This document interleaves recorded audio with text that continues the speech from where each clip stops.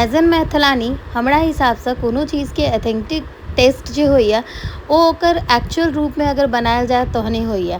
हमर नाम दीपा अइ और अहाँ सबके छोट छी नंबर वीडियो में स्वागत अछि। तो देखियो आइ बना रहल छी मुनगा के तरकारी और सरसों तेल दऽ देलहुँ हैं हम अखन पैन में और ओकर बाद में हल्का सा जीर के फोरन।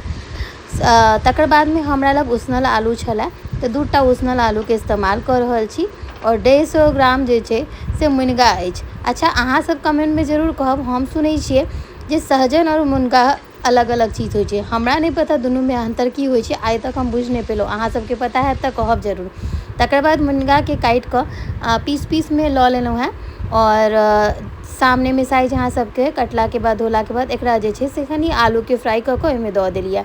साथ में हींग शुरुआत में देने रही से कहनाइ बिसरि गेलहुँ। तकर बाद कनी भुजला के बाद नून और हरदि दऽ कऽ एकरा भूजब। कहै छै हरियर कोनो तरकारी के कनी भूजि लेबाक चाही बढ़िया से मसाला देबऽ से पहिले तो ओकर हरियरी मरि जाइ छै। तकर बाद एहिमे हल्का सा मिर्ची पाउडर और ओहि के संग में मसाला देलहुँ हैं जे रेगुलर होइए, यानी कि आधा प्याज 4-5टा लहसुन के कली और ओहि के संग में जे छै से कनी धनी पाउडर और कनी जे छै से जीरा पाउडर सबटा के एके में धऽ कऽ और पीस लेने छलिए।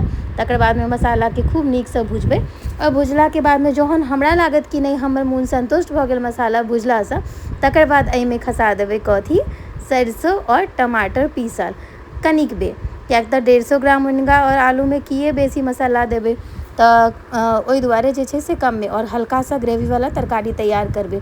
मुनगा के तरकारी मिथिलांचल में जे खायल जाइए ओ सरसों वाला ही खायल जाइए और ओकर एकदम से जे एक्चुअल टेस्ट होइ छै ओ तखने आबै छै। देखियो मसाला जहन हमरा लागल भुजा गेल तऽ सरसों टमाटर दऽ देलिए तो ओकर एक्चुअल टेस्ट हमरा लागे ओनाही आबै छै। अगर अहाँ दोसर तरीका से बनाउ तऽ ई टेस्ट नहीं भेटै छै और अहाँ सब केना बनाबै छी कमेंट में जरूर कहब। और हमरा ई तरकारी के साथ छेड़खानी केनाइ बिल्कुल पसंद नहीं है, तेना ताहि दुआरे हम एज इट इज एकरा एनाही बनाबै छी ज़्यादातर और कहियो काल का दालि में दऽ कऽ सेहो बनाबै छी, किएक तऽ दालि में सेहो मुनगा के स्वाद खूब नीक लगै छै ताहि दुआरे।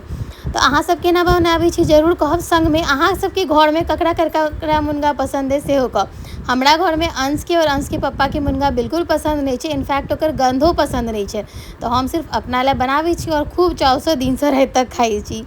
ताहि दुआरे अहाँ सबके घर में की करै छी से कहब। तकर बाद देखियो जहन सरसों और टमाटर भुजा गेलै, किएक तऽ सरसों टमाटर के कम भूजऽ पड़ै छै जैसे कि बेसी तीतापन नहीं आबै ताहि दुआरे। तकर बाद में एहिमे पानि खसा देलिए, जते झोर हमरा देबऽ के राखा के ओकर दुगुना झोर हमेशा दै छी जाहिसँ कि जरि कऽ ओ एहन टेस्ट में आबि जाए। बस तरकारी तैयार भऽ गेल, थारी परेस लै छी अपना लए। और आइ बनेने छलहुँ हैं भाटा अदौरी सेहो। इम्हर अछि भात लगा लै छी किएक तऽ दिनका भोजन छै। तकर बाद भाटा अदौरी के तरकारी और मुनगा आलू के सरसों वाला तरकारी और राहरि के दालि घी देल। अहाँ सबके केहन लागल वीडियो कमेंट में जरूर कहब। जय मिथिला।